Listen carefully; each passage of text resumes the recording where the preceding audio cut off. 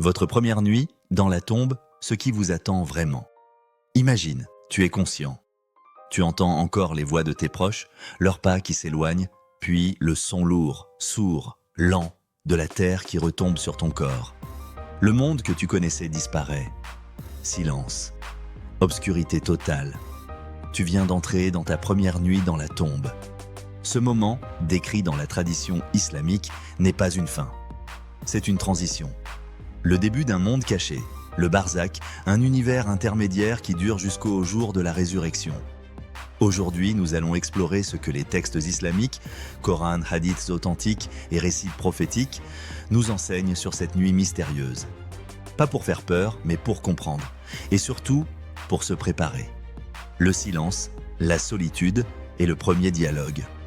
Lorsque le dernier proche s'éloigne, tu entends leurs pas devenir de plus en plus faibles, puis plus rien. Tu réalises alors une vérité terrifiante. Tu es seul. Séparé de ta famille, de ton argent, de ton statut, de tes possessions. Il ne reste que toi et tes actions. Selon certaines traditions, la tombe s'adresse à son nouvel occupant. Tous les jours, elle dit « Je suis la demeure de la solitude, je suis la demeure de l'exil, je suis la demeure des vers ». Mais la manière dont elle t'accueille dépend de ce que tu as été dans ta vie. Pour le croyant, bienvenue, tu faisais partie de ceux que j'aimais voir marcher sur mon dos. Maintenant que tu es en moi, tu verras comment je vais me comporter avec toi. La tombe devient alors un jardin parmi les jardins du paradis. Pour le pervers ou l'incroyant, pas de bienvenue pour toi. Tu faisais partie de ceux que je détestais le plus voir marcher sur mon dos. Maintenant, tu vas voir ce que je vais te faire. La tombe devient alors un gouffre parmi les gouffres de l'enfer. À ce moment-là, ton âme est réunie avec ton corps d'une manière que seul Dieu connaît. Tu perçois, tu entends, tu ressens.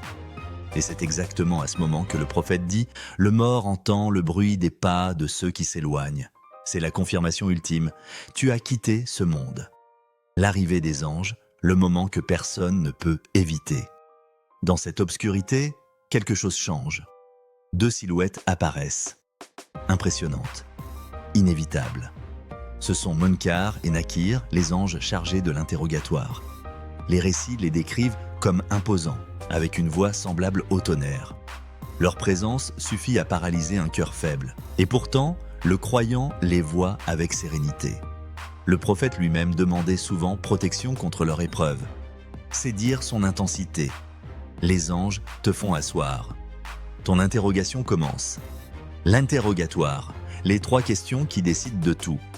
Les anges te posent 3 questions. 3 questions seulement, mais ce sont celles qui décident de ton éternité. Question 1. Man Rabuka, qui est ton Seigneur? Ce n'était pas une question intellectuelle. Ce n'était pas quel nom connaissais-tu, c'est qui dirigeait réellement ta vie. Qui obéissais-tu? Quel pouvoir était au-dessus de toi? Tes actes répondront à ta place. Question 2. Madinouka, quelle est ta religion? Dire islam ne suffit pas. Les anges testent la sincérité. As-tu vécu l'islam? As-tu prié? As-tu été juste? As-tu respecté le halal et évité le haram? Ton corps, tes choix, ton cœur répondront. Question 3. Que disais-tu de cet homme en parlant du prophète Muhammad?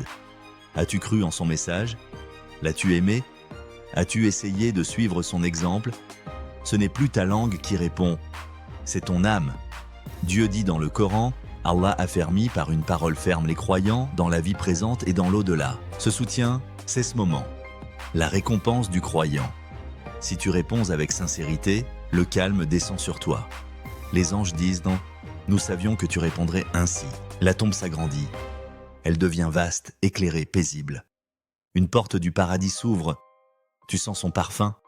Tu vois ta place. Un compagnon au visage lumineux apparaît. Ce sont tes bonnes actions personnifiées. Les anges te disent « Dors, dors comme un nouveau marié que seule la personne qu'il aime réveillera ». C'est un sommeil doux, un repos béni, un avant-goût du paradis jusqu'au jour du jugement, le châtiment de l'incroyant ou du pécheur. Pour celui qui n'a pas cru ou qui vivait dans l'hypocrisie, la scène change totalement. Il tremble, il ne peut répondre. Il balbutie « je ne sais pas ». J'entendais les gens dire quelque chose, alors je le répétais, les anges répondent. Nous savions que tu dirais cela. Alors, la tombe se resserre, au point que les côtes s'emboîtent les unes dans les autres. Une porte de l'enfer s'ouvre. Tu ressens sa chaleur, son odeur suffocante. Tu vois ta place. Et tes mauvaises actions viennent vers toi, sous une forme effrayante. Pour certains, ce châtiment est temporaire, comme purification. Pour d'autres, il dure jusqu'à la résurrection. Ce qui peut nous protéger. L'islam n'est pas fataliste. Il te donne les moyens d'éviter cette souffrance. Une foi sincère, le fondement de tout. La prière. Le prophète a dit qu'elle est un bouclier dans la tombe. L'éloignement du péché, même des choses que beaucoup négligent, comme ne pas se protéger de l'impureté. La sourate Al-Mulk, appelée la protectrice, la salvatrice. Elle protège du supplice de la tombe. La réciter chaque nuit est un acte puissant. Les bonnes œuvres continuent, Sadaka Jariya, elles brillent dans la tombe. Elles restent avec toi. Le message essentiel, la première nuit dans la tombe n'est pas une légende ni une histoire d'horreur. C'est un rappel, un miroir, une vérité que personne ne peut éviter. Cette vie est courte. Ce qui nous suivra dans la tombe, ce ne sont ni nos diplômes, ni nos voitures, ni nos followers, ce sont nos actions, notre sincérité, notre relation avec Dieu. Préparer l'au-delà, ce n'est pas vivre dans la peur, c'est vivre dans la conscience, dans la justice, dans la miséricorde, dans la lumière. Et au final, dans cette demeure où personne ne peut entrer avec toi, tes œuvres seront ta seule compagnie.